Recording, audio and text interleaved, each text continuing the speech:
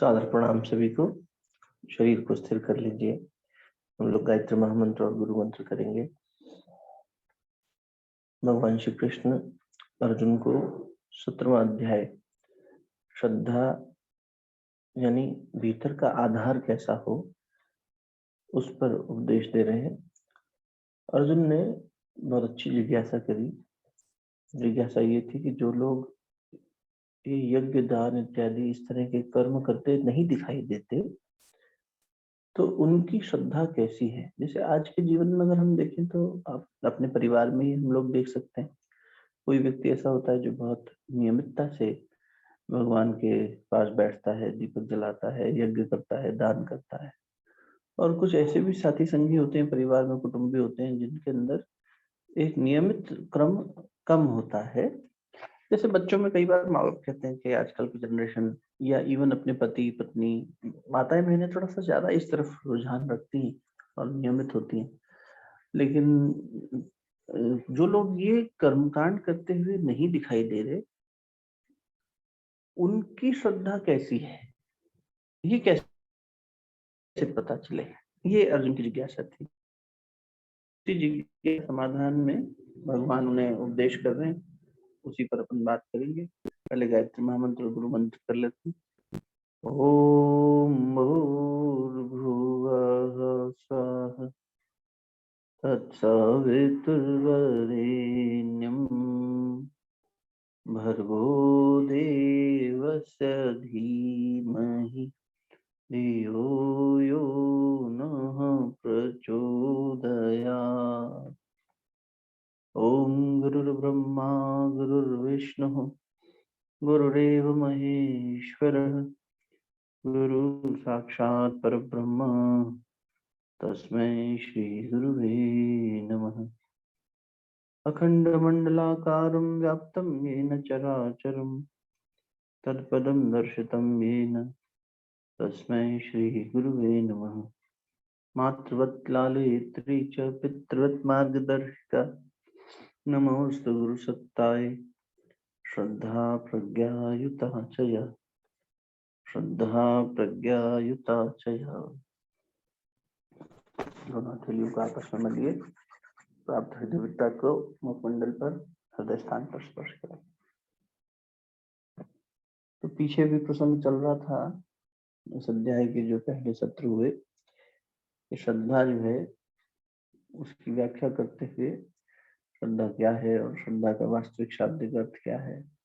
सत्य को धारण करने की शक्ति को श्रद्धा कहते हैं, जो सत्य को धारण करे। तो भगवान ने कहा कि अर्जुन तेरा प्रश्न अच्छा है। श्रद्धा के 3 प्रकार हैं, सात्विक, राजसिक, तामसिक। सत्व, रज और तम। मनुष्य के अंतःकरण की स्थिति, उसकी रुचि, उसका व्यवहार, उसका ओरिएंटेशन देखकर ये अंदाजा लगाया जा सकता है। उसकी पर्सनालिटी, उसके व्यक्तित्व को देख के। गुरुदेव इस बात को कई बार आपसे निवेदन किया है, फिर कह देते हैं गुण, कर्म और स्वभाव, ये 3 चीज देख लीजिए। हमारे गुण किस तरह के हैं उसी समझ में आ जाएगा। सत्व गुण है, तमोगुण है, रजोगुण है, समझ में आने लगेगा। कर्म कार्य भी उसी दृष्टि से वैसे ही दिखाई देंगे। खुद को पवित्र रखना, घर को साफ सुथरा रखना, अपना ऑर्गेनाइज्ड जीना, व्यवस्था बुद्धि होना, लोगों से मितव्ययता, ये व्यवहार कुशलता होना, पैसा खर्च करने में मितव्ययता होना। मितव्ययता मतलब नपातुला खर्च। बहुत हम एक्स्ट्रावेगेंट भी नहीं है, बहुत फिजूल खर्ची भी नहीं करते, बहुत कंजूस भी नहीं है। जीवन में एक साधन है, साधन को सही तरीके से उपयोग करते हैं। समय से अनुशासित होना, इस तरह के ये हमारे गुण और कर्म हमें दिखाई दे के समझ में आने लग सकता है। सेल्फ असेसमेंट करें तो भी, किसी और का करें तो भी। और स्वभाव, स्वभाव होता है वही मूल का जो अपना भाव है। तो हमारा स्वभाव इज नॉट जस्ट बिहेवियर, हम अपने अंदर जो मूल भाव है उसके साथ कितना जी पाते हैं। यानी करुणा शक्ति हो गई है ना, अब वो छोड़कर हम अहम में जी रहे हैं क्या?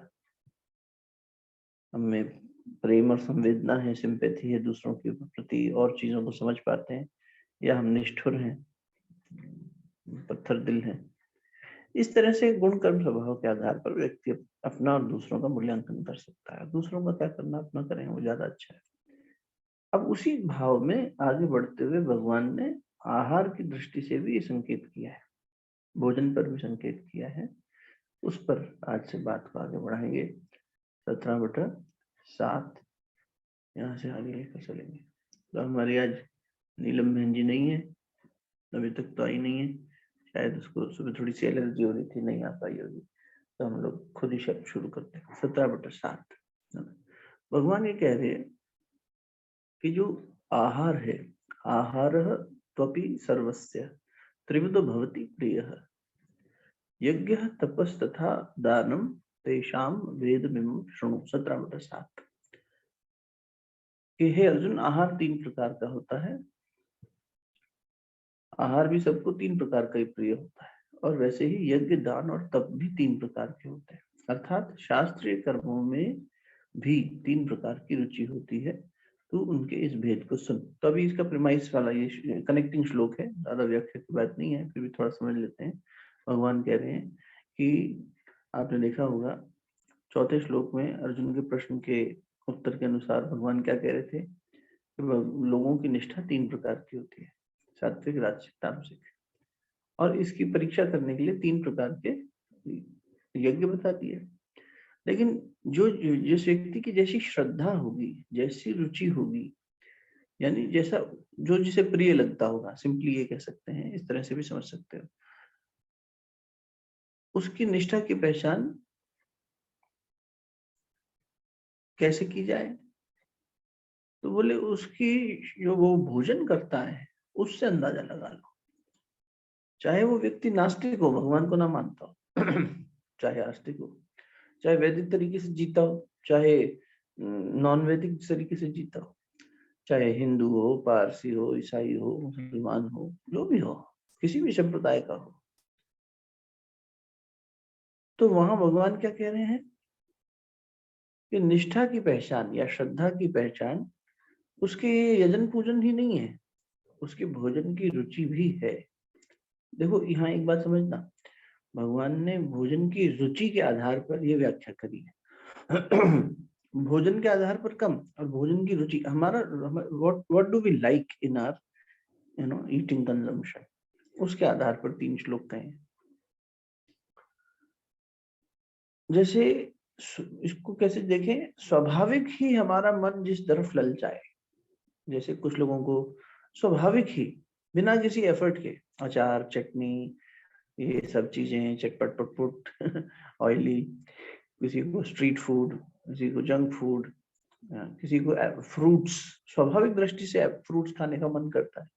तो ये जो स्वाभाविक बिना एफर्ट के जिस तरफ मन चल पड़े, इस तरह से इसका लिटमस टेस्ट किया जा सकता है। यानी जिस खाने की बात सुनकर या उसे देखकर या उसे चखकर मन उसकी तरफ आकर्षित हो जाए, उसके अनुसार उसको सात्विक, राजसिक और तामसिक श्रद्धा का अनुमान लगाया जा सकता है। अब देखो, इस पर विचार पूर्वक गहराई से एक बार चिंतन करके देखते हैं अपन कि सामान्य रूप से जो मनुष्य है वो कहीं ना कहीं उसकी रुचि टिकती है भोजन में। अब अपन फूड स्पेसिफिक इंटरेस्ट की बात करते हैं। यज्ञ दान में भी उसकी अलग अलग तरह से रुचि होती है। कुछ लोगों को यज्ञ करना पसंद है, कुछ लोगों को तप करना पसंद है, कुछ लोगों को जप करना पसंद है। सभी जगहों पर अपने मन को ले जाकर देखेंगे, ऐसे ही कुछ लोग ये स्वाध्याय सत्संग में रुचि रखते हैं, कुछ लोग जो है वो मौन में रुचि रखेंगे, कुछ लोग विवेचना में, कभी बहुत एक्सप्लेनेशन, कुछ लोग व्रत इत्यादि, कुछ लोग तीर्थों में जाने की रुचि रखते हैं। ये अपना अपना इंटरेस्ट है। इसी इंटरेस्ट को जिसमें स्वाभाविक रूप से आपका मन दौड़ पड़े, ये सब हमें बताएगा कि हमारा ओरिएंटेशन, हमारे मन का आधार, हमारी मनोभूमि कैसी है, यानी उसमें प्रवृत्ति कैसी उठ रही है। ये वृत्तियां ही तो हैं, सत्वगुणी वृत्ति उठ रही है, तमोगुणी या रजोगुणी। उसी में जिसकी रुचि हो जाएगी वैसा ही वो व्यक्ति करने लग जाएगा। इवन हमारी फ्रेंडशिप कैसे लोगों के साथ है, जैसे जो शुद्ध आचरण वाला कोई व्यक्ति होता है तो वो वैसे ही लोगों को ढूंढता है, उन्हीं से मित्रता करता है। जिसका उठना बैठना खान पान हमसे मेल खाता, उसी से दोस्ती करेंगे, वैसी चीजें करेंगे। तो हमारा संग कैसा है, किन लोगों के साथ? एक अंग्रेजी में कहावत है, you are the average of 5 people you are associated with और सराउंडेड विद। तो इमीडिएट सराउंडिंग भी हो सकती है उसमें, और ऐसा भी कि जिस सराउंडिंग से मुझे लगता है एक मतलब ये भी होता होगा शायद कि not just the immediate person around you but also जिसके साथ आप एसोसिएटेड फील करते हो सकता है वो आपके साथ नहीं रहता है लेकिन आप उसके द्वारा उसके व्यक्तित्व से इतना जुड़े हुए हो कि उसका प्रभाव आपके व्यक्तित्व पर भी आता है। इसी को तो उपासना कहते हैं एक तरह से, जिसका चिंतन आप करें। भगवान हमारे आसपास स्थूल दृष्टि से नहीं दिखाई देता, लेकिन हम उसे अनुभव करते हैं, उसकी शक्ति को खींचते हैं अपने अंदर और उससे हम प्रभावित होते हैं, अपने अंतःकरण में उसे बिठाते हैं। तो सात्विक की वो अलग रुचि होगी, तामसिक मनुष्य का तामस खान पान होगा, और जो राजसिक है उसका राजसिक। तो इस तरह से अपने आचरण में अपने मित्र कौन है, अपना रहन सहन कैसा है, अपना भोजन में इंटरेस्ट कैसा है, ये सब चीजें भी बताती हैं। अब भगवान उसकी व्याख्या 17/8 में शुरू कर रहे हैं भोजन संबंधी। तो सात्विक कौन से वे? हे अर्जुन, जो आयु को बढ़ाते हैं, जो आरोग्य देते हैं, जो बल देते हैं, सुख देते हैं और प्रसन्नता को बढ़ाते हैं, जो मन को स्थिर होने में मदद करते हैं, जो हृदय को शक्ति देते हैं, जिनमें रस है, रसयुक्त है और थोड़ी चिकनाहट है, ऐसे आहार या भोजन करने के पदार्थ इस सात्विक 17/8। इसको हम लोग कोशिश करेंगे कल थोड़ा सा घेरंड संहिता जो है उसमें भी बहुत सुंदर व्याख्या करी है। स्व आत्मानंद जी नाम से एक योगी हुए नाथ संप्रदाय में, जिन्होंने महर्षि पतंजलि ने जो पतंजलि योग सूत्र दिए ना, उनके ऊपर कमेंट्रीज करी, और कमेंट्रीज करते हुए उन्होंने एक पूरी नई योग की शाखा बना डाली। इसका नाम है हठ योग। हठ योग, ह और ठ। हठ का मतलब जिद नहीं होता, कई बार अपन कहते हैं ना उर्दू में जिद, स्टबर्ननेस, हठ नहीं। यहाँ पे हकार और ठकार, ये हमारा ल्यूनर सिस्टम और सोलर सिस्टम जो है, ईड़ा और पिंगला, उसको दर्शाते हुए दो अक्षर हैं, दोनों को कंबाइन करके हठ, इट्स एन एक्रोनिम एक्चुअली, हठ योगा। काफी प्रचलित होता है, लोग करते हैं योग वगैरह तो उसमें ये टर्म आती है अष्टांग योगा, हठ योगा। तो ये हठ योग स्व आत्माराम जी, स्व आत्मानंद जी द्वारा दिया गया था। ये स्व आत्माराम जी जो है नाथ संप्रदाय के हुए, और इन्होंने काफी घेरंड संहिता और इस तरह से हठ योग प्रदीपिका, हठ योग प्रदीपिका इनकी द्वारा दी गई वो ग्रंथ है। तो हठ योग प्रदीपिका में भी बहुत सुंदर तरीके से भोजन के ऊपर अच्छी व्याख्या मिलती है, बहुत गहराई से है। उसको भी बहुत रेफर किया जाता है, what to eat, what not to eat. जब ये चिंतन होता है जीवन में, और हमें तो करना ही चाहिए, साधक को तो आहार शुद्धि करनी ही चाहिए। और फिर वही आ ही रहा है समय, तो अपनी तैयारी हम लोग कर ही रहे हैं, आशा है सभी लोग। तो 22 तारीख से तो व्रत उपवास या एकदम शुद्धि के भाव से जीना करना, आहार तो सुनिश्चित करना ही करना है। कोशिश करिए लंबे समय तक हो, 8-9 दिन किया फिर छोड़ दिया, उसकी जगह उसको फिर धीरे धीरे विस्तार देना है, छोड़ते नहीं रहना। अब बहुत बार ऐसा कर लिया जीवन में कि हमने व्रत उपवास वाले दिन सात्विक जीवन जिया, बाकी दिन वैसे ही चलने लग गए, राजसिक चलने लग गए, या कभी तामसिक भी हो लिए। बीच बीच में तो चलता ही है, कभी तो होना ही चाहिए। अब चलता है वाला एटीट्यूड हम कम करें, we should be more sincere towards all these things, है ना। तो भगवान कह रहे हैं जो आयु बढ़ाता है, सत्वगुण बढ़ाता है, आरोग्य बढ़ाता है, सुख बढ़ाता है, ये भैया सब। हाँ जी, सॉरी टू इंटरप्ट, ये हठ हाँ योग का बताइए ना, ह और ठ क्या था वो? हाँ जी। हकार है, अच्छा। HAKAAR, हकार, और हाँ। ठकार, ठकार। अच्छा। तो हकार और ठकार मिलके हठ योग, हठ। तो ये हमारी ईड़ा और पिंगला नाड़ी है basically. Ida is hmm, lunar, या मून ना, और पिंगला जो है हाँ वो सोलर सिस्टम है हमारा, गर्म। राइट साइड अपना नॉस्ट्रल गर्म चलता है, लेफ्ट जी। ठंडा चलता है।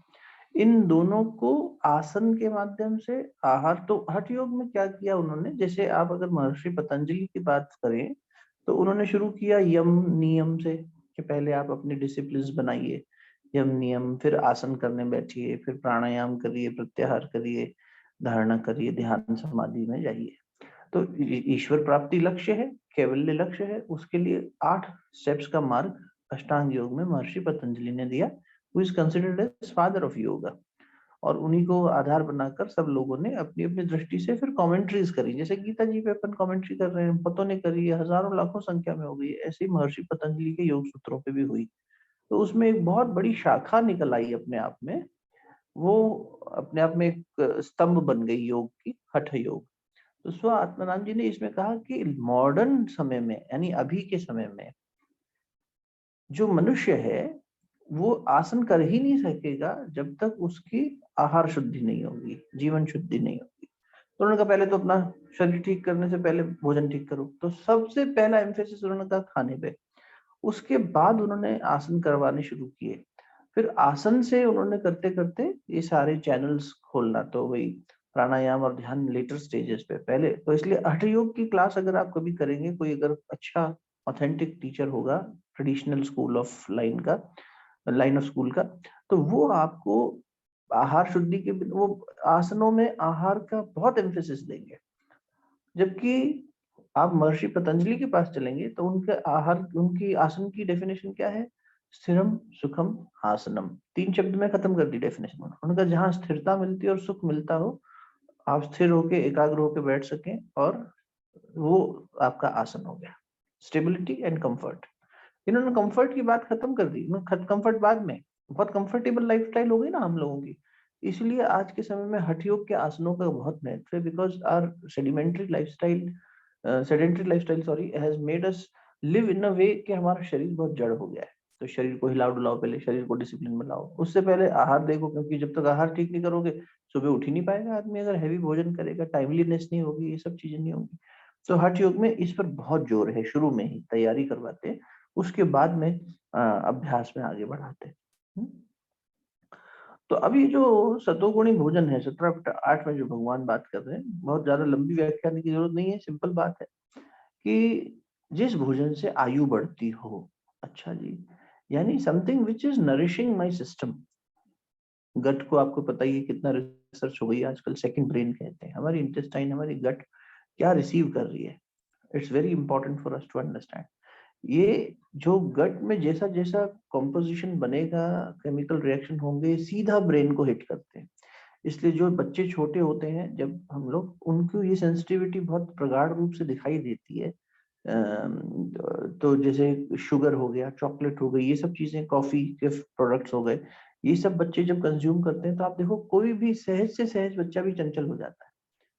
और जहाँ जिन बच्चों में एनीवेज एनर्जी लेवल्स हाई हैं, उनका और हाई हो जाता है, तो फिर माँ बाप कहते हैं हाइपर एक्टिव हो गया। ऑटिज्म वगैरह में तो रिस्ट्रिक्टेड होता है, coffee completely restricted, sugar, chocolate and such products, क्योंकि ये एकदम से उत्तेजना पैदा करते हैं नर्वस सिस्टम में। चाय इत्यादि से अपन करते हैं ना, इसलिए कि अभी हमारा नर्वस सिस्टम स्ट्रेंथन फील करेगा। तो ये उत्तेजक पदार्थ हैं, ये सतोगुण नहीं है, ये रजोगुणी है, उत्तेजना पैदा करने वाले। तो भगवान कह रहे हैं कि जो हमारी आयु को बढ़ाए, हमारी बुद्धि को शांत करे, जो सुख शांति की तरफ हमें लेकर जाए, और जिससे हमारा आरोग्य भी बढ़ता हो, जो इजी टू डाइजेस्ट हो। एक रिसर्च ने बताया कि मनुष्य सबसे जल्दी फ्रूट्स को पचा सकता है, और उसमें भी उसे 20 मिनट्स का टाइम चाहिए। 20 मिनट लग जाते हैं। पल्पी फ्रूट्स भी अगर हम खाते हैं आहार में, तो सोचिए जो हम बाकी भोजन करते हैं उसको पचाने में तो और समय चाहिए होगा। सो digestion itself is a huge, और कितना कंजम्पशन हमारी एनर्जी का डाइजेशन ले जाता है। तो जितना हम हैवी भोजन करेंगे, जितना डिफिकल्ट टू डाइजेस्ट भोजन करेंगे, उतनी ज्यादा हमारी एनर्जी कंज्यूम होगी। तो आयु बढ़ाना मतलब क्या है, आपने एक कहावत सुनी होगी कि हमें गिन के सांसें मिली है ना। ये गिन के सांसें मिलना क्या है, व्यक्ति कितना जिएगा, ये उसकी सांस तो कम और ज्यादा हमारे मन की स्थिति पे ही हो रही है। मन उत्तेजित है तो सांस तेज चल रही है। क्रोध करता हुआ व्यक्ति ज्यादा तेज सांस लेता है, जल्दी जल्दी लेता है। मन शांत है तो रिलैक्स्ड ब्रीदिंग चल रही है तो ज्यादा है। रिलैक्स्ड का मतलब ये नहीं कि आलस में पड़ा है वो तो सोता ही रहे, फिर सृजनशीलता भी होनी चाहिए उसमें। तो प्राण की गति से ही समझ में आ जाता है कि किसकी कितनी एक्सपेक्टेड लॉन्जेविटी है। तो भगवान कह रहे हैं इसको बढ़ाया जा सकता है। कैसे? अगर तुम ऐसा भोजन करो जो एनरिच करे तुम्हारे सिस्टम को, rather than it takes away a lot of energy from you. और अगर जठराग्नि यानी जो डाइजेस्टिव हीट है वो ही सब कुछ ले जा रही है, तो बाकी सिस्टम्स धीरे धीरे उसको प्राप्त करेंगे जो भी नरिशमेंट मिलेगा। और नरिशिंग नहीं है तो वो सिस्टम्स ये डिस्ट्रीब्यूशन सेंटर है ना अपना, भोजन जो करते हैं पूरा शरीर में चला जाता है। तो इस दृष्टि से हमें बहुत ध्यान देने की जरूरत है कि हमारा भोजन हमारी आयु को बढ़ाने वाला होना चाहिए, सुपाच्य होना चाहिए, और ऐसा जो हमारे शरीर को शक्ति प्रदान करे। हमारे भगवान ने यहाँ पे हार्ट की बात करी कि हृदय जो है और बाकी जो इंपॉर्टेंट ऑर्गन्स हैं, वाइटल ऑर्गन्स, उनको रिवाइटलाइज करे वो। तो फल हो गया, दूध इत्यादि हो गया, इस तरह की बहुत, घी मक्खन, छोटी छोटी ऐसी चीजें। इस पर खैर बहुत ज्यादा व्याख्या भगवान ने नहीं दी है, लेकिन फिर भी सात्विक भोजन इसी प्रकार के होते हैं। ड्राई फ्रूट्स हो गए जिसमें थोड़ा सा स्नेह हो। भगवान ने कहा कि हल्का स्नेह, स्नेह माने घृत घी, स्नेह, थोड़ा घी हो, ऑयली, थोड़ा ऑयलीनेस हो। ये लुब्रिकेंट का काम करता है ना, अच्छा ऑयल शरीर को हेल्प करता है। तो ऐसे भोजन को या ऐसे पेय पदार्थ को, भोजन जब शब्द यूज कर रहे हैं तो आप ये समझ लीजिएगा जैसे 4 प्रकार का भोजन होता है ना, भोज्य, पेय यानी पीने वाला, लेह और चोष्य। लेह मतलब जैसे चाटने वाला, चोष्य कहते हैं जिसको हम चूसते हैं, जैसे आम इत्यादि है, कोई फल है उसको हम चूसते हैं। तो चबा के खाने वाला पतला तरल पदार्थ, पेय, जैसे खिचड़ी हो गई, दलिया हो गई, खीर इत्यादि हो गई। लेह जैसे हलवा हो गया या चाटने वाली कोई चीज हो गई। और चोष्य यानी चूसने वाला। 4 प्रकार का भोजन होता है। जब भी भोजन शब्द आता है इसमें ये चारों कैटेगरी शामिल होती है। अपनी संस्कृति में जब भी अपन बात करते हैं भोजन की तो ये चारों प्रकार की चीजों को इंक्लूडेड मानते हैं। तो भोज्य पदार्थ कह लो कि भोजन के जो पदार्थ हैं वो सात्विक मनुष्य को प्यारे लगेंगे इस प्रकार के। फल अच्छा लगेगा, दूध अच्छे लगेंगे, है ना, वो खांड आती है जो, हल्का घी, मक्खन, काजू किशमिश इत्यादि, थोड़े से सात्विक पदार्थों से निकले हुए जो तेल हैं, इस तरह की चीजें मनुष्य को थोड़ी सी अच्छी लगती है अगर वो सतोगुणी चिंतन में होगा तो। ये आध्यात्मिक प्रवृत्ति है व्यक्ति की, ठीक है ना। और इस सब से उसका ध्यान अभ्यास इत्यादि सब ऑफकोर्स अच्छा होगा। इस दृष्टि से हमें इस बात को समझना चाहिए। जैसे भोजन पदार्थ के गुण होंगे उसी प्रकार जो है जीवन के अंदर चिंतन मनन चलेगा। 17/9 देखिए। अब भगवान रजोगुणी की बात करेंगे। अति कड़वे, अति खट्टे, अति नमकीन, अति गर्म, अति तीखे, अति रूखे और अति दाहकारक आहार अर्थात भोजन के पदार्थ राजस मनुष्य को प्रिय होते हैं, जो कि दुख, शोक और रोगों को देने वाले हैं। राजसिक भोजन दुख ही देगा, शोक ही देगा और रोग ही देगा। और ये किस प्रकार का होगा? बहुत कड़वा, बहुत खट्टा। कुछ लोग बोल रहे भैया थोड़ा और खट्टा डालो गोलगप्पे के पानी में, क्या तुम खट्टा बहुत खाना है। खूब एसिडिक हो, खूब गर्म हो, गर्मा गर्म। हम एक बार मध्य प्रदेश गए, अपने देश में तो बहुत मिलता है ना देखने को। ये तो देश, ये हमारी सुषमा दीदी तो खैर संस्कृति के ऊपर लिखती भी हैं, पहनावे के आधार पर, भोजन के आधार पर, बहुत सुंदर। तो अब उसमें रतलाम गए हम, वहां पर कचौड़ियां मिल रही थी। हमारे होस्ट थे, उन्होंने कहा हम आपको कचौड़ी खिलाने ले चलते हैं। ये बात है लगभग 5-6 साल का।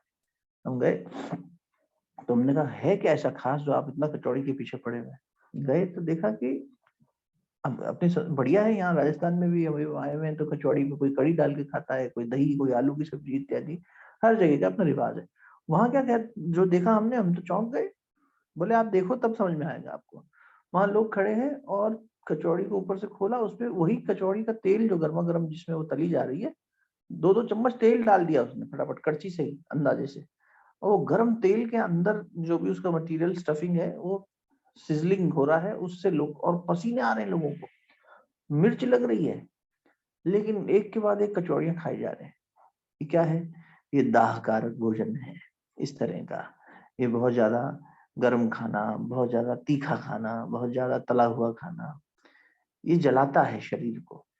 जो भी भोजन हमारे शरीर के अंदर इस तरह की चीजें पैदा करे और इसमें हमारी स्वतः ही रुचि हो। देखिए कभी कभार खाना एक बात होती है कि हमने भोजन की दृष्टि से, क्योंकि अब मैं कभी कभार खाने की छूट की बात क्यों कर रहा हूँ, क्योंकि जैसे कड़वा सुनते ही मन में दिमाग में आएगा कि यार करेला हो गया, एक राजस्थान में सब्जी होती है ग्वार पाठा, एलोवेरा की सब्जी, ये कड़वे पदार्थ हैं, या बहुत खट्टी इमली, अमचूर, नींबू, छाछ इत्यादि, है ना। या किसी चीज में हम फर्मेंटेशन कर देते हैं, सड़न पैदा करते हैं और उससे बनाते हैं, जैसे विनेगर वगैरह हो गया, ये खट्टे पदार्थ उस तरह से बने। या बहुत ज्यादा नमक वाले पदार्थ होते हैं जो, या बहुत गर्मा गर्म जो होते हैं। तो अब ऐसे में तो हम देखते हैं कि घर में भी काफी हम भोजन ऐसा बनाते हैं। करेला की सब्जी तो इंसान कभी ना कभी खाता ही होगा, हर कोई नहीं खाता, लेकिन वो इसलिए है कि तापन से किया, इस तरह से कह लो कि उनको एक्सपेरिमेंट नहीं करना। अब मन में प्रश्न ये आएगा कि यार इसके तो लाभ भी है, ये तो डायबिटीज वाले के लिए अच्छा है, ये ब्लड प्योरीफायर है, भगवान ने हर चीज में कोई ना कोई गुण दिया है। बिल्कुल दिया है।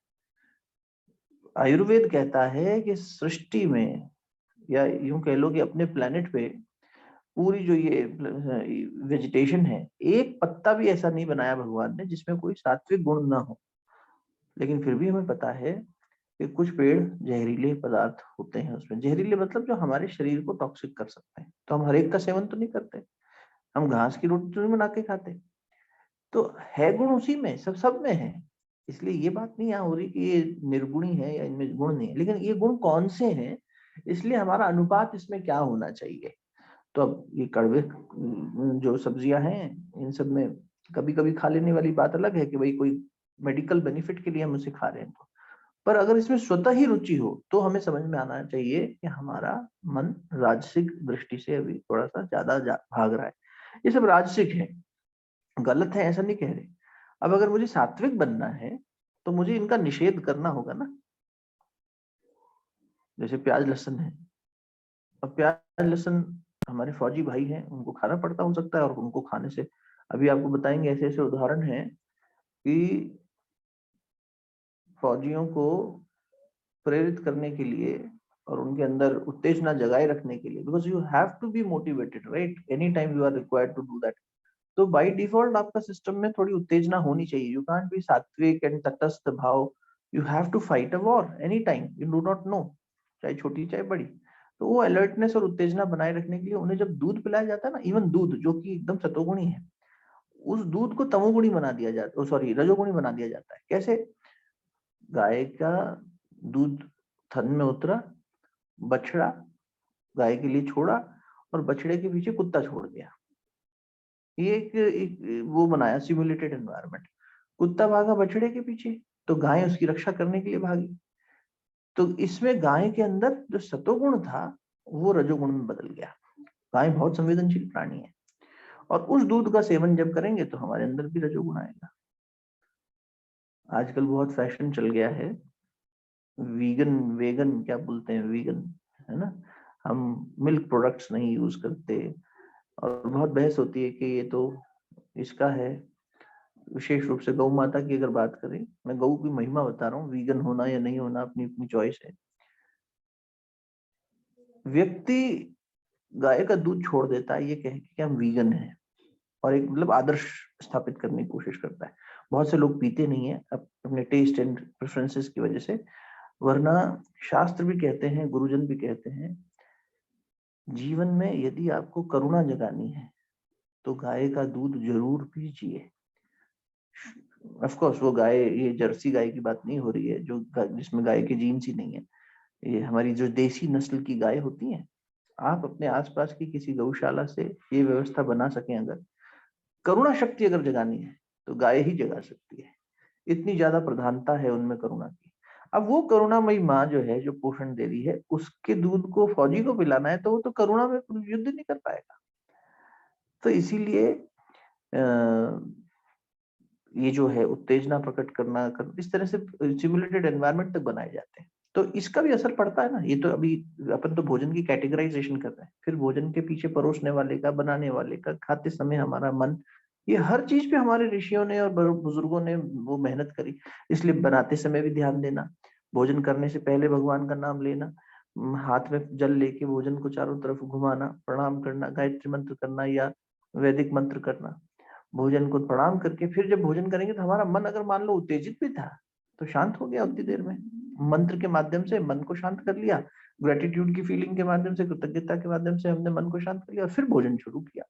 उत्तर दिशा में मुख करके बैठना और भोजन करना, ये सब, ये उत्तर में हिमालय है, हम हिमालय को प्रणाम कर रहे हैं। तो ये सब चीजें हमारी ऋषियों ने बनाई जानबूझकर कि भाई एनर्जी सिस्टम, जो लोग समझते हैं, जिनको वास्तु का ज्ञान है, एनर्जी का ज्ञान है, they understand how important it is to be oriented in a certain direction to get a certain benefit. ये कौन करेगा?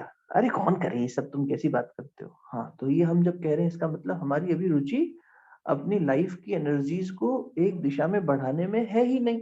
तो लाइफ एनर्जी इतनी डिस्टॉर्टेड और डिसोरिएंटेड है जिसकी वजह से हम पजल्ड, हैसल्ड, एंटेंगल्ड फील करते हैं, फिर उससे स्ट्रेस्ड हो जाते हैं, कभी परेशान झुंझला जाते हैं। इन सब को ठीक करने के लिए तरीके हैं ये, because it is not just about food कि आप उत्तर दिशा में बैठ के खा रहे हो या इस दिशा में सर रख के सो रहे हो।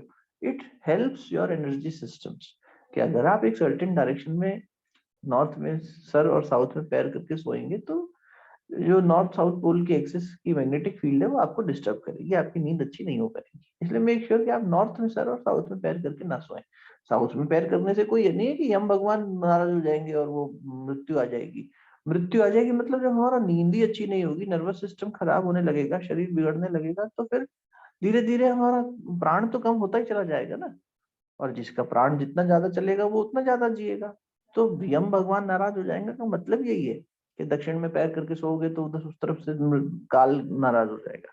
नाराज तो हो गया, नाराज होना मतलब you are not living your life to its fullest capacity. Forget about fullest capacity, not even half.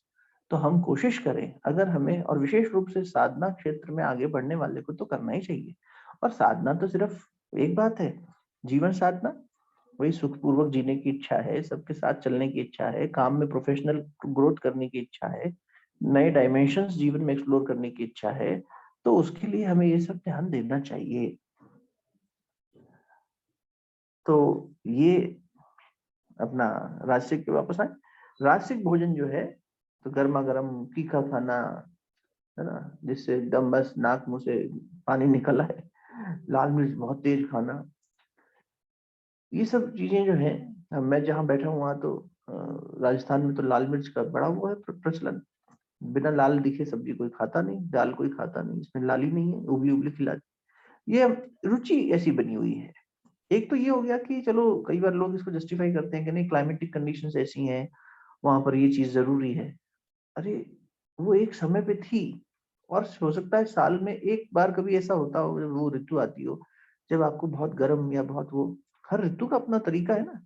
लेकिन व्यक्ति क्या है, नहीं जब तक गर्मा गर्म उबला हुआ खाना नहीं मिलेगा, एकदम घी उससे गैस से उतरा हुआ, चूल्हे से उतरा हुआ, ये सब चीजों को देखना चाहिए। या बार बार ये फर्मेंटेड फूड खाना जिसमें खमीर पैदा कराया जाता है, मैदे का आइटम हो गया, ये सब इडली सांबर वगैरह जो बनता है फर्मेंटेशन से जो चीज बनती है, इसमें ज्यादा व्याख्या क्या करना, आपको पता ही है। तो इससे हमारी निष्ठा की पहचान हो रही है, हमारी श्रद्धा की पहचान हो रही है। और भगवान कह रहे हैं कि ये सब पदार्थों का परिणाम क्या है? दुख, शोक और रोग। इससे मुंह भी जल रहा है, ईसोफेगस भी जल रहा है, पेट भी गड़बड़ा रहा है, दुख पैदा कर रहा है ना तुरंत। कोई प्रसन्नता नहीं हो रही, स्वाद आ रहा होगा किसी को अपने हिसाब से,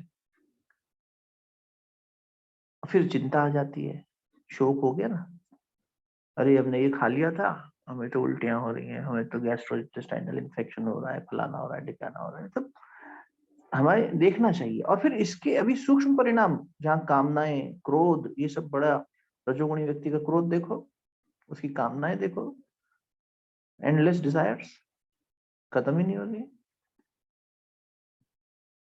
रजोगुण तो अपने आप में सारा डिजायर पे ही बेस्ड है, सांसारिक इच्छाएं, कामनाएं सब रजोगुण से प्रेरित हो रही है। तमोगुण में तो कोई जड़ता आ गई, वो कुछ कर ही नहीं रहा है, वो तो आलसी हो गया। इसलिए भगवान देखना अगले श्लोक में उसका परिणाम ही नहीं बताएंगे। इनमें तो परिणाम बताया है कि सतोगुणी का परिणाम ये है, रजोगुणी का ये। तमोगुण में क्या परिणाम बताए? अरे तो बैठा है, कुछ कर ही नहीं रहा, निठल्ला जीवन बर्बाद कर रहा है, तामसिक। तो उसमें क्या कह रहे हैं देख लो, 17/10। जो भोजन अधपका है, रस रहित है, दुर्गंधित है, बासा है, उच्छिष्ट यानी जूठन है, तथा जो महान अपवित्र भी है, ऐसा तामस मनुष्य को प्रिय होता है। ये करने से होता क्या है? जैसे अभी पीछे बताया, रोग शोक पीड़ा आती है, चिंता आती है, इसमें बताया ही नहीं। तो जो एकदम ही तामसिक भोजन है, उसका परिणाम क्या बताएं? वो तो बिल्कुल ही बर्बाद ही कर रहा है जीवन को। अब यहाँ थोड़ा सा समझने की बात है। ऐसा भोजन जिसे पकने में चूल्हे पर पूरा समय ही नहीं मिला, अधपका भोजन, या जितना चाहिए उससे ज्यादा पका दिया गया, ओवर कुक्ड हो गया। अब भगवान इसको जोर दे रहे हैं इस बात को। ये कोई सहज बात होती तो शायद छोड़ भी देते, लेकिन जरूरी बात है कि भोजन पका कितना है, how much is the nutritional value of the food. जो भोजन चूल्हे पे गया, इसलिए आप देखिए जब साधु सन्यासियों की दिशा में हम चिंतन मनन करते हैं तो इनका भोजन ऐसा हो जाता है जो चूल्हे पे चढ़ा ही ना हो।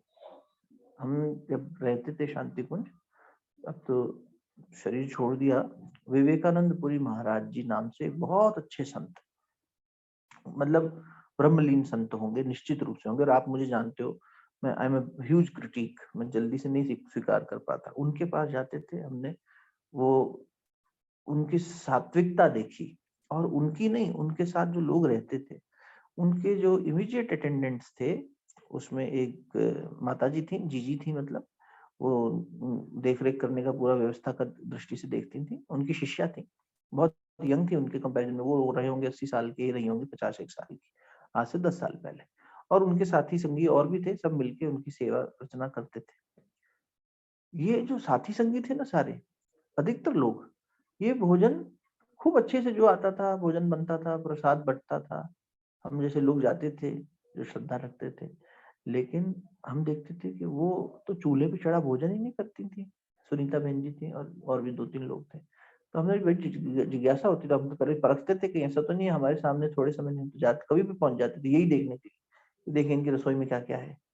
हमें ऐसे हमारे मन में जो चोर है ना, हम जाके देखें तो सही क्या होता है क्या नहीं होता, वैसे खोज करने वाली शकी मिजाज, डाउट वाला, हमने नहीं ये ठीक है। अब मतलब इनका आचरण बहुत अच्छा था। वो क्या खाते थे, और सालों से अगर आप उन्हें परवल दे देंगे, परवल की सब्जी बनती है ना, कच्चा ही खाएंगी। खीरा दे देंगे, कच्चा खाएंगे, चलो खीरा तो अधिकतर कच्चा ही खाते हैं लोग, लौकी इत्यादि जो देंगे, क्योंकि ये वाले भोजन ही करेगा व्यक्ति जो वो इसको वो कद्दूकस कर लेंगे और खा लेंगे ताकि आसानी से पच जाए।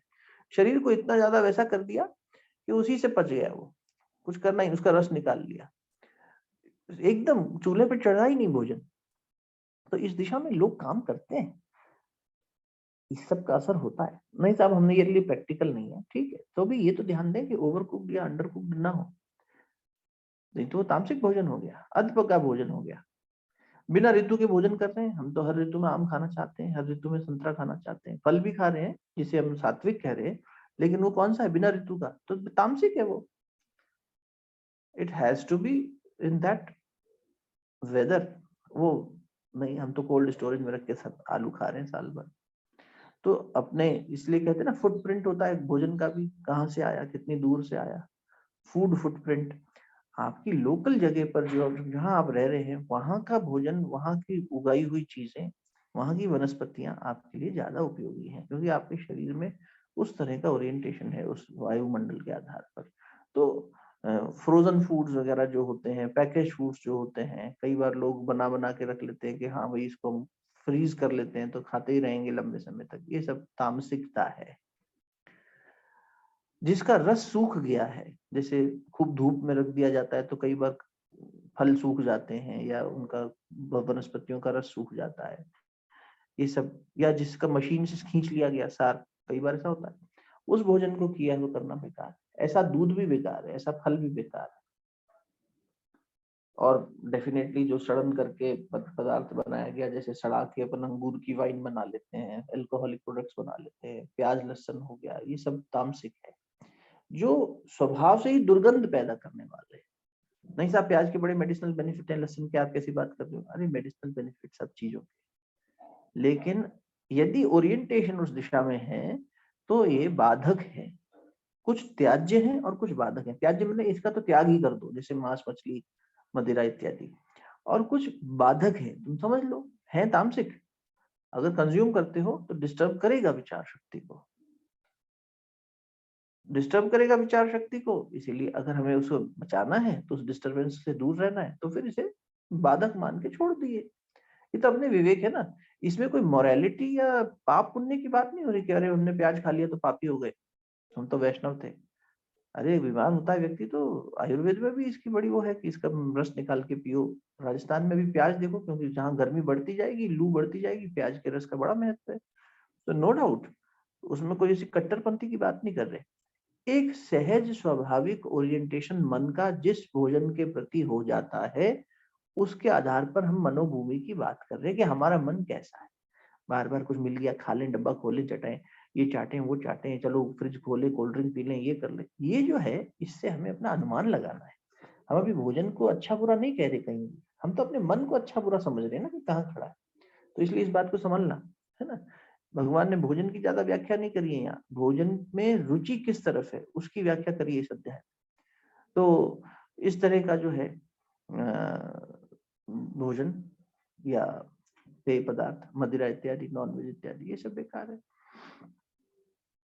अब आप देखो कि कोई भी ऐसा प्रोडक्ट जो विकृत हो गया है पड़े पड़े, क्योंकि बहुत सारी ऐसी चीजें होती हैं जो शुद्ध घी में बनी होंगी अच्छी उसमें आपने दूध इत्यादि इस्तेमाल किया होगा तो लगेगा ये तो तामसिक नहीं है, ठीक है।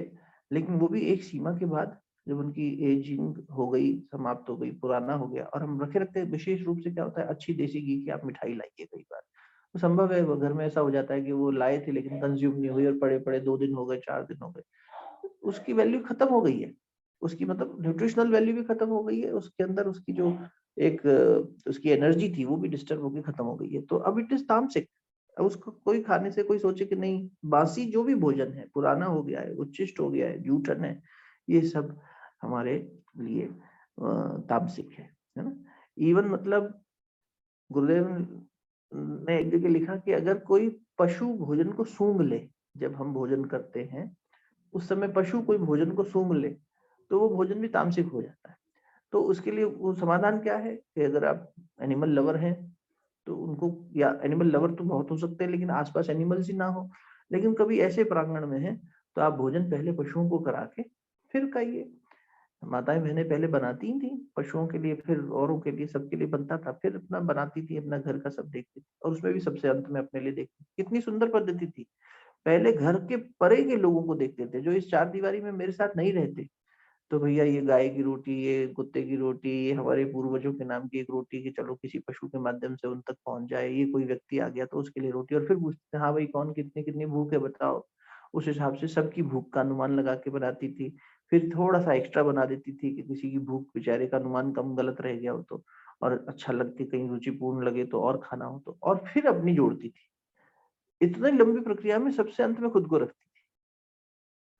हम क्या करते हैं मतलब अब सोचना है हम करते हैं कि नहीं करते आजकल। लेकिन हम देखते हैं ऐसा, हमने तो कई जगह देखा है कि जहाँ इवन बाहर जाते हैं खाने तो पहले हम अपनी प्लेट भर ले और अपना देख लें, बाद में बच्चे का। अपने ही बच्चे को हम तिरस्कृत कर देते हैं, अपने ही परिजन को तिरस्कृत कर देते, तुम अपना देखो भैया, तुम्हें जो करना है, हमें तो अपना, हमारा पहले। This is selfish orientation of thought. सूक्ष्म गहराई से अन्वेषण करेंगे तो दिख जाएगा हमारा गुण कर्म स्वभाव कहाँ खड़ा है। तो भगवान ने कहा कि गुरु जी ने कहा कि पहले लोगों को इन सबको खिलाओ और फिर आप खा लो, या इन सब के लिए भोजन वो कर दो। यहाँ जो ये हम स्ट्रीट फूड खाते हैं, गुरुदेव का एक बड़ा अच्छा लेख था। वही ना, हम लोग पढ़ते सुनते कहते हैं, नालायकी है कि फॉलो नहीं करते। स्ट्रीट फूड जो है, जो सड़क पे खड़ा हुआ, भले ही आप शुद्ध, पहले के समय में लोग जाते थे तो शुद्ध देसी घी और ये दूध मिलता था, जब तो वहीं बैठ के खा लिया। जलेबी दूध तो ऐसा होता था, हमारे दादाजी को हमने देखा है, और अच्छी डेयरी पे गए, बगल में हलवाई है, बढ़िया बना खाया। अब जहां भी ऐसा वातावरण है जहां आसपास मांगने वाले बहुत हैं, या कोई गरीब व्यक्ति भूखा, सच में मतलब जिसकी भूख है, जिसको मिलता नहीं, एक तो हो गया कि एकदम गरीबी का फायदा उठा के भीख मांग के अपना पेट पाल लो, कौन मेहनत करे, ये तामसिक वृत्ति है। गुरुदेव की दूसरी जगह एक लेख में हमने पढ़ा कि बेटा यदि मुझे चोर और भिखारी में से किसी एक को चुनना पड़े, वैसे तो दोनों ही सतोगुणी नहीं है, तो मैं चोर को चुनूंगा। क्यों गुरुजी, भिखारी पे दया नहीं आएगी आपको? बोले ना, भिखारी ने अपना आत्मसम्मान खो दिया। अरे मेहनत करता, आत्मसम्मान खो दिया अपना, भीख मांग के हाथ फैला रहा है सबके सामने, कुछ तो करता, कोई तो ऐसी क्रिया करता जिससे उसका तामसिकता टूटे। ये राजसिक है, चोर मुस्तैद है, ओरिएंटेड है। राजसिक से फिर सतोगुण, मतलब सक्रियता तो आ गई, इसको उठाने में भी समय लगेगा। तो अगर if I have to choose between two, वैसे तो सात्विक और सात्विक ही है, राजसिक और तामसिक को, लेकिन आउट ऑफ दीज राजसिक इज बेटर। अभी हमने देखा भी भाई, ये जो भोजन कह रहे हैं इस श्लोक में और पिछले में कह रहे हैं, उसमें तो वो ज्यादा ठीक है ना। माना कि करेला कड़वा है, इमली खट्टी है, लेकिन वो भोजन कम से कम मेरे को ये तामसिकता की नुकसान तो नहीं दे रहा। तो जहां पर गरीब हो वहां पर अगर आप भोजन करेंगे, कोई भूखा है बेचारा, कपड़ा तन पे ठीक से नहीं है, फटे हाल है, और आप भोजन कर रहे हैं सड़क पे, स्ट्रीट फूड पर, ला भैया गोलगप्पे खिला, ला भैया टिक्की बना, ला भैया ये कर, तो वहां पर वो गरीब आके जब देखेगा, उसके देखने से भी आपका भोजन तामसिक हो गया। तो that level of subtleness is there in terms of energy. जूठन माना जाता है उसको, कि जिसको कोई पशु सूंघ ले, जिसको कोई गरीब भूखा देख ले, तो अब उसकी इच्छा है और आपने उसकी इच्छा मार ली, उसका हक मार लिया। जो मर चुका है यानी नॉन वेज, उसको खा लेना। अब ये सब चीजों से हमें ये बताता है कि हम कहाँ पर किस स्थिति में हैं। यहाँ तक कि और गहरे जाते हैं तो हम जिस आश्रम में जी रहे हैं, आश्रम मतलब जो 4 आश्रम जीवन के हैं, हम गृहस्थ में है तो, हम वृद्धावस्था में है तो, हम ब्रह्मचर्य यानी बैचलरहुड में है तो ऐसे में भी भोजन, भाई एक नौजवान जो भोजन कर सकता है और एक बुजुर्ग व्यक्ति जो भोजन कर सकता है, उसकी दोनों के पाचन तंत्र में भी बहुत फर्क है। भले ही बुजुर्ग व्यक्ति की शक्ति बहुत, हम बाबा की आपसे बात कई बार करते हैं, बाबा की बढ़िया स्थिति है शरीर की, ऐसा नहीं है कि वो कुछ, गुरुदेव 80 साल के जिए शारीरिक दृष्टि से, और उनका 70s में एक बार पैर का फ्रैक्चर हो गया। तो जब उनके फ्रैक्चर को वो निकाला गया एक्सरे, तो डॉक्टर ने कहा कि अरे ये तो किसी 17 साल के बच्चे की, जो ऐसे युवा जो होता है 17-20 साल का, उसकी बोन का जो हेल्थ होता है वैसी हेल्थ है इनमें। हम अभी 4 दिन पहले डॉक्टर से मिले, बोले आपका विटामिन डी कम है, ड्रेस्टिकली कम है। हमारी सुषमा बहन जी सो नहीं पा रही थी उस दिन रात को, क्या तबीयत खराब हो गई आपकी। हमारा हाल ये है, और वो युवा जैसा शरीर। तो अब शारीरिक दृष्टि से स्केलेटल सिस्टम या डाइजेस्टिव सिस्टम हो सकता है बढ़िया हो ओल्ड एज में भी, लेकिन तब भी आश्रम व्यवस्था के हिसाब से हमारे शास्त्रों ने ये तक निहित किया है कि जिस अवस्था में आपका शरीर और आपकी एज है, आपको ये भोजन नहीं करना चाहिए, ये भोजन करना चाहिए। तो बेसिकली देखा जाए तो क्या है, वही जो सात्विक है वो बेस्ट है, दैट इज एडिंग वैल्यू। राजसिक एंड तामसिक is taking away our energy system and our value from us. तो ऐसी चीजें जो हैं वो, जिन जिन पदार्थों का इसलिए निषेध कर दिया गया कि भाई इसको मत करो, अब it is not good for you. इससे आपकी निष्ठा की पहचान आप कर सकते हो, निष्ठा या श्रद्धा की पहचान आप कर सकते हो।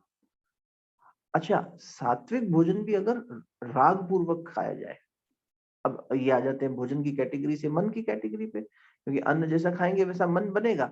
और अब मन की स्थिति से भोजन कैसे प्रभावित हो रहा है, थोड़ा 5-7 मिनट उस पर भी चर्चा कर लेते हैं। भैया, हाँ जी। हाँ जी, गीतिका बोल रही हूँ, श्री राम। हाँ जी।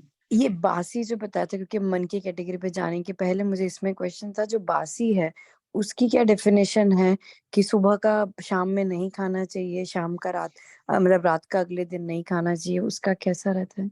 बेटा किसी भी भोजन को रेफ्रिजरेट कर दिया तो बासा तो हो ही गया, क्योंकि अब हमें पता लग गया कि it can not stay on its own. तो हमने एक रेफ्रिजरेटिंग प्रिजर्विंग सिस्टम क्रिएट किया, जिसमें गैसेस और टेम्परेचर मेंटेन किया एक सर्टेन लेवल पे, उसे अपन रेफ्रिजरेटर कहते हैं उस मशीन को।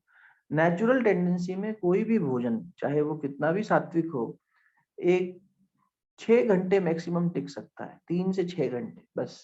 उससे बाद में तो वो बासा हो ही गया, फॉर श्योर बासा हो गया। तो हमने क्या शुरू किया, हमने कहा प्रिजर्व कर लेते हैं। कौन सब्जी रोज लेने जाए बाजार से, रॉ वेजिटेबल्स, पकाया हुआ छोड़ो, रॉ फ्रूट्स, रॉ वेजिटेबल्स, ये सब की भी तो एक लॉन्जेविटी, एक शेल्फ लाइफ है ना। तो शेल्फ लाइफ जिसे अपन कहते हैं कि इससे ज्यादा ये जी नहीं सकता, तो इसको लेकिन हमें रखना तो है, तो हमने कोल्ड स्टोरेज ही तो है। रेफ्रिजरेटर क्या है, एक तरह का कोल्ड स्टोरेज सिस्टम है, जैसे बड़े कोल्ड स्टोरेज सिस्टम होते हैं दुकानों में, तो they preserve and they keep stock for a month. वो आप जो आम खरीद के लाई हैं आज, वो अभी थोड़ी उगा है हफ्ते भर पहले पेड़ पे, वो उगा होगा 2 महीने पहले, और उसके बाद भी उसको कितने वो दिए होंगे ट्रीटमेंट्स, उसके बाद में उसको मीठा करके आपको पकड़ा दिया गया। तो हमें लग रहा है हम बड़ा ऋतु का फल खा रहे हैं, अरे नहीं खा पा रहे हैं। तो इतना कर पाना मुश्किल है, नो डाउट, हर जगह संभव नहीं है कि आप हम हर कोई ऑर्गेनिक कल्चर तो करेगा नहीं अपना, हर कोई तो ये नहीं कर पाएगा। तो ठीक है, लेकिन कम से कम जो भोजन हमारे पास आया उसमें ये जरूर देखना चाहिए कि जितना फ्रेशली कुक्ड हो, और जितना, और विशेष रूप से जब बच्चों का और परिवार का देख रेख करना है, इस चीज पर थोड़ा ध्यान देना चाहिए, ताकि अर्ली एज से ही बच्चों की एनर्जी सिस्टम उस तरह से ओरिएंटेड रहे। अल्प व्यंजन में तो नहीं क्या, हाँ ठीक है। तो 3 से 6 घंटे अधिक से अधिक।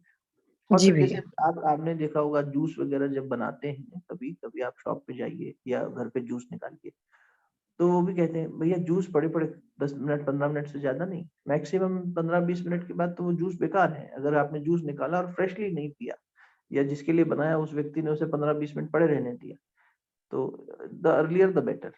जितना आप डिले करेंगे उसके कंजम्पशन में, उतना वो पुराना होता चला जाएगा। तो as short as that time also, 10-15 minute में भी पुराना हो जाता है कुछ पदार्थ, और कुछ ऐसा है जो, पर मैक्सिमम 3 से 4 घंटे 5 घंटे तक के बाद में तो उसकी स्थिति बिगड़ जाती है, फिर उसकी एनर्जीज पूरी स्टेल हो जाती है, पुरानी हो जाती है। ठीक है, जी। तो अब अपन थोड़ा सा चिंतन करना चाह रहे थे कि मैं कह रहा था आपसे, निवेदन क्या कह रहा था, हाँ, कि किस मनोभाव से भोजन किया जा रहा है। तो मनोभाव में देखिए, अगर कोई सात्विक भोजन भी है लेकिन उसे एक राग की दृष्टि से कंज्यूम किया जाए, राग आप समझ ही गए, जिसके प्रति हमारे बहुत लार टपके, अरे तो मेरा है मुझे मिल जाए, अटैचमेंट बहुत है इससे। आप 1 मिनट लगता है मनुष्य के मन को बिगड़ने में, 1 क्षण लगता है। चलिए किसी पार्टी में और देखिए जहाँ पे सजा हुआ हो, स्टॉल सजी हुई हो, मन कैसे चंचल हो जाता है, बचपन की आदतें कैसे निकल के आती हैं, चलो यहाँ खड़े होते हैं, चलो वहां करते हैं, चलो ये करते हैं वो करते हैं, ये मिल जाए ये खा लेते हैं। मान लो किसी को बहुत सलाद पसंद हो, कुछ इस तरह की चीजें पसंद हो जो कोई बॉडी के हिसाब से अच्छी है, ये जो सात्विक और बता रहे हैं वैसी कैटेगरी की है, लेकिन हमारा राग है उसमें, अरे खत्म ना हो जाए, चलो जल्दी चलें, लडुआ दास पेड़ा दास जल्दी जल्दी हमें हमें पहले मिल जाए हमारी प्लेट, अरे भैया बहुत भीड़ है, शुरू शुरू में खा लो। तो ये क्या है, ये राग युक्त भाव से किया गया सात्विक भोजन भी तमस हो जाएगा, रजस हो जाएगा। अब जैसे राजस तो हो ही जाएगा, तामस नहीं हुआ तो भी राजस तो हो ही जाएगा। जैसे लोलुपता आ जाए मन में तो ज्यादा खाएगा, लालच लोलुप ज्यादा खाएगा तो बाद में परेशान होगा। तामसिकता क्या कह रहा था, तामसिक भोजन आपको रोग देगा, शोक देगा, पीड़ा देगा। तो तामसिक भोजन हमने किया तो सात्विक भोजन था, लेकिन बेटा तूने ओवर ईटिंग कर ली, इसलिए तेरा पेट गड़बड़ा गया, इसलिए तुझे परेशानी हो रही।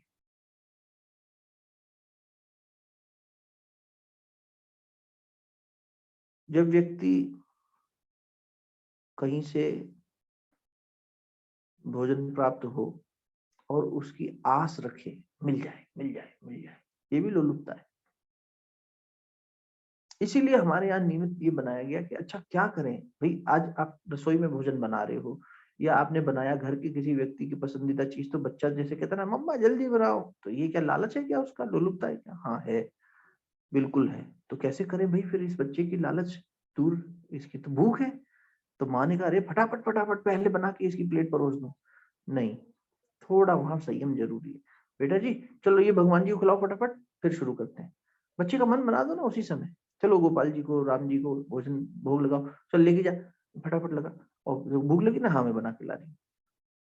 तो इसमें क्या हुआ, उसकी जो लोलुपता थी, जो उसके मन की एक उत्तेजना थी जो राजसिक थी कि मुझे मिल जाए पहले, 2 बच्चे हो जाए तो अरे मेरी प्लेट में जल्दी लो, दोनों माँ दोनों की प्लेट साथ साथ रखती है वरना झगड़ा हो जाएगा, आपस में देखेंगे इसकी प्लेट में ज्यादा है, मेरे में छोटा उसमें बड़ा।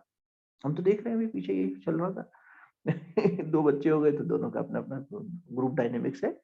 तो इसमें समझदार व्यक्ति क्या करेगा कि वृत्ति हमें इनकी ठीक करनी है, सतोगुणी करनी।